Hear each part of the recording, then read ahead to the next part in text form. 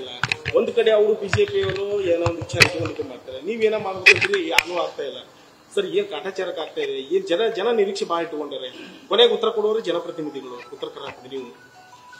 ಖಂಡಿತವಾಗಿ ಕೂಡ ಈ ಬೆಳಗಾವಿ ಚಳಿಗಾಲ ಅಧಿವೇಶನ ಏನು ನಡೀತಾ ಇದೆ, ಇಲ್ಲಿ ಸಾಕಷ್ಟು ಉತ್ತರ ಕರ್ನಾಟಕದ ಸಮಸ್ಯೆಗಳು ಏನು ಜ್ವಲಂತ ಸಮಸ್ಯೆಗಳದ ಅದ್ರ ಬಗ್ಗೆ ಚರ್ಚೆ ಆಗಬೇಕನ್ನುವಂಥ ಉದ್ದೇಶ ಅದಿಟ್ಕೊಂಡು ಈ ಭಾಗದಾಗ ಆಗ್ತದೆ.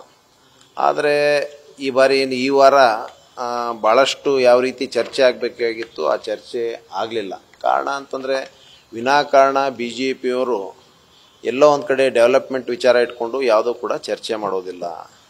ವಿನಾಕಾರಣ ಯಾವುದೇ ಒಂದು ಜಾತಿ ಸಮುದಾಯವನ್ನು ಟಾರ್ಗೆಟ್ ಮಾಡಿ ವಿನಾಕಾರಣ ಕೆಲವು ವಿಚಾರಗಳನ್ನು ತೆಗೆದುಕೊಂಡು ಪ್ರಸ್ತಾಪ ಮಾಡಿ ದಾನ್ಲೆ ಮಾಡಿ ಎಲ್ಲಿನೂ ಕೂಡ ಸೆಷನ್ ಸಮಯವನ್ನು ಅನಾವಶ್ಯಕವಾಗಿ ಅದನ್ನೆಲ್ಲ ಕೂಡ ಹಾಳು ಮಾಡುವಂಥ ಕೆಲಸ ಇವತ್ತು ಮಾಡ್ತಾ ಇದ್ದಾರೆ.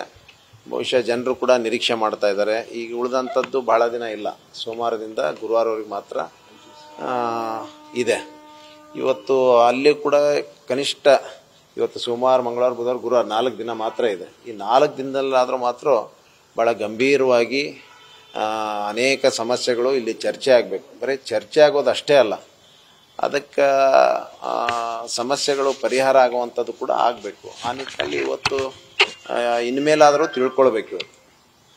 ಬಿ ಜೆ ಪಿಯವರು ತಿಳ್ಕೊಂಡು ಸರಿಯಾಗಿ ಸದನ ನಡೆಸಲಿಕ್ಕೆ ಅವರು ಅವಕಾಶ ಮಾಡಿ ಕೊಡಬೇಕು. ಅಲ್ಲ, ಈಗ ವಾರದಲ್ಲಿ 2 ದಿನ ಅಂತೇಳಿ ಉತ್ತರ ಕರ್ನಾಟಕ 2 ವಾರ 4 ದಿನ ಅಂತ ಸೀಮಿತ ಮಾಡಿದ್ರು ಉತ್ತರ ಕರ್ನಾಟಕ ಚರ್ಚೆಗೆ. ಅದ್ಯಾವುದು ಸಹ ಬರಲೇ ಇಲ್ಲ, ಬರೀ ಇದೇ ಪಂಚಮ ಶಾಲೆ ಬರೀ ಇದಾಗುತ್ತೆ ಸರ್, ಪ್ರತಿ ಸಲನೂ ಇದಾಗುತ್ತೆ. ಇಲ್ಲ, ಇದು ಎಲ್ಲೋ ಒಂದು ಕಡೆ ಸಾಕಷ್ಟು ಕೋಟ್ಯಾಂತರ ರೂಪಾಯಿ ಖರ್ಚು ಮಾಡಿ ಇವತ್ತು ಸದನವನ್ನು ನಡೆಸ್ತಾ ಇದ್ದಾರೆ. ಆ ನಿಟ್ಟಿನಲ್ಲಿ ಇದು ಜನರ ದುಡ್ಡು ಕೂಡ ಖಂಡಿತವಾಗಿ ಕೂಡ ಒಳ್ಳೆಯ ಆರೋಗ್ಯಕರವಾದಂಥ ಚರ್ಚೆಗಳಾಗಬೇಕು. ಅನೇಕ ಸಮಸ್ಯೆಗಳನ್ನು ಎದುರಿಸ್ತಾ ಇದ್ದೀವಿ, ಅದರಲ್ಲಿ ಕೂಡ ವಿಶೇಷವಾಗಿ ಉತ್ತರ ಕರ್ನಾಟಕ ಭಾಗದ್ದು ಸಮಸ್ಯೆಗಳು. ಅದನ್ನು ಇವತ್ತೆಲ್ಲರೂ ಅರ್ಥ ಮಾಡ್ಕೊಳ್ಬೇಕಾಗಿದೆ. ಇವತ್ತು ಬಿ ಜೆ ಪಿಯವರು ವಿಶೇಷವಾಗಿ ವಿನಾಕಾರಣ ಯಾವುದಾದ್ರೂ ಒಂದು ಇಶ್ಯೂ ತರೋದು, ಸಂಪೂರ್ಣವಾಗಿ ಬೈಕಾಟ್ ಮಾಡೋದು, ದಾನ್ಲೆ ಮಾಡೋದು, ಗಲಾಟೆ ಮಾಡೋದು, ಯಾವುದೂ ಕೂಡ ಅದಕ್ಕೆ ವಿಚಾರಕ್ಕೆ ಸ್ಪಂದಿಸುವಂಥ ಕೆಲಸನೇ ಮಾಡೋದಿಲ್ಲ. ಸರಿಯಾಗಿ ನಾವು ಅದು ಆನ್ಸರ್ ಮಾಡೋಕ್ಕೆ ತಯಾರಿದ್ದೀವಿ, ಸರ್ಕಾರ ಎಲ್ಲದಕ್ಕೂ ಉತ್ತರ ಕೊಡ್ಲಿಕ್ಕೆ ತಯಾರಿದೆ, ಅದನ್ನು ಕೇಳುವಂಥ ಪೇಷನ್ಸ್ ಕೂಡ ಇಲ್ಲ. ಅದಕ್ಕೆ ಇವತ್ತು ಅವರು ಅರ್ಥ ಮಾಡ್ಕೊಳ್ಬೇಕು. ಇವತ್ತು ಅದಕ್ಕೆ ಉತ್ತರ ಕರ್ನಾಟಕದ ಈ ಭಾಗದ ಮುಖಂಡರು ಏನದಾರ, ಈ ಭಾಗದ್ದು ಬಿ ಜೆ ಪಿ ಲೀಡರ್ಸ್ ಏನದಾರ, ಅವರಾದರೂ ಇದು ಎಲ್ಲೋ ಒಂದು ಕಡೆ ವ್ಯರ್ಥ ಆಗ್ತಾ ಇದೆ ಅಂತ ತಿಳ್ಕೊಂಡು ನಡೆಸಲಿಕ್ಕೆ ಅವಕಾಶ ಮಾಡಿಕೊಡೋದು. ಮೀಸಲಾತಿ ವಿಚಾರ ಕೊಡ್ತೈತಿ, ಅವರಿಗೆ ಅವಶ್ಯಕತೆ ಕೊಡೋದು ಅವಶ್ಯಕತೆ ಇದೆ, ಏನು ಕೊಡೋದು ಏನು? ಯಾಕಂದ್ರೆ ಒಂದು ಕಡೆ ಬೇಕು ಕೊಡ ಅಂತಾರೆ, ಇನ್ನೊಂದು ಕಡೆ ಬೇಡ ಅಂತಾರೆ. ಅದ್ರ ಇಲ್ಲ, ಈಗ ಅದು ಮೀಸಲಾತಿ ಕಾನೂನಿನಲ್ಲಿ ಅದಕ್ಕೆ ಎಲ್ಲೋ ಒಂದು ಕಡೆ ಅವಕಾಶ ಇಲ್ಲ. ಇವತ್ತು ಇಲ್ಲ ಅಂದರೂ ಕೂಡ ಹಿಂದೆ ಅವರೇ ಅಫಿಡೇಟಿವ್ ಕೊಟ್ಟಿದ್ದಾರೆ. ಇವತ್ತು ಅವರೇ ಸುಪ್ರೀಂ ಕೋರ್ಟಿಗೆ ಅಫಿಡೇಟಿವ್ ಕೊಟ್ಟಿದ್ದಾರೆ. ಇದನ್ನು ಇಲ್ಲ ಯಥಾಸ್ಥಿತಿಯಲ್ಲಿ ನಾವು ಮಾಡೋಕ್ಕೆ ಬರಲ್ಲ ಅನ್ನತ್ತೆ ಅವರೇ ಕೊಟ್ಟಿದ್ದಾರೆ. ಕೊಟ್ಟು ಈಗ ಯೂ ಟರ್ನ್ ಹೊಡಿಯೋದು, ಸುಮ್ಮನೆ ಎಲ್ಲ ಒಂದು ಕಡೆ ತೋರಿಸ್ಕೊಡೋದು, ಇದು ಎಲ್ಲ ಸರಿಯಲ್ಲ. ಇದು ಸರಿ, ಒನ್ ನೇಷನ್ ಒನ್ ಎಲೆಕ್ಷನ್ ಅಂತೇಳಿ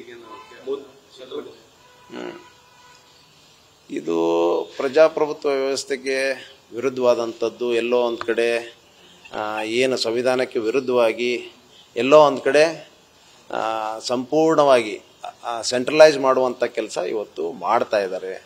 ಅನೇಕ ತಾಂತ್ರಿಕ ತೊಂದರೆಗಳಿದ್ದಾವೆ, ಸಮಸ್ಯೆಗಳಿದ್ದಾವೆ.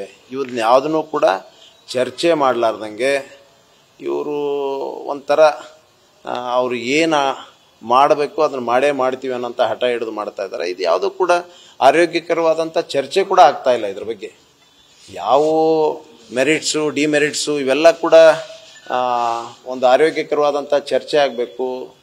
ಏನೇನು ಸಮಸ್ಯೆಗಳನ್ನು ಎದುರಿಸ್ಬೋದು, ಕಾನೂನು ತೊಡಕುಗಳೇನಾಗ್ತಾವೆ, ಇದನ್ನೆಲ್ಲ ಕೂಡ ಚರ್ಚೆ ಆಗದೆ ನಾವು ಮಾಡ್ತೀವಿ ಅನ್ನೋವಂಥದ್ದು ಸರಿಯಲ್ಲ. ರಾಜ್ಯ ಸರ್ಕಾರಗಳು ವಿಶ್ವಾಸ ತಗೊಳ್ತಾ ಇಲ್ಲ ಈ ನಿಟ್ಟಿನಲ್ಲಿ.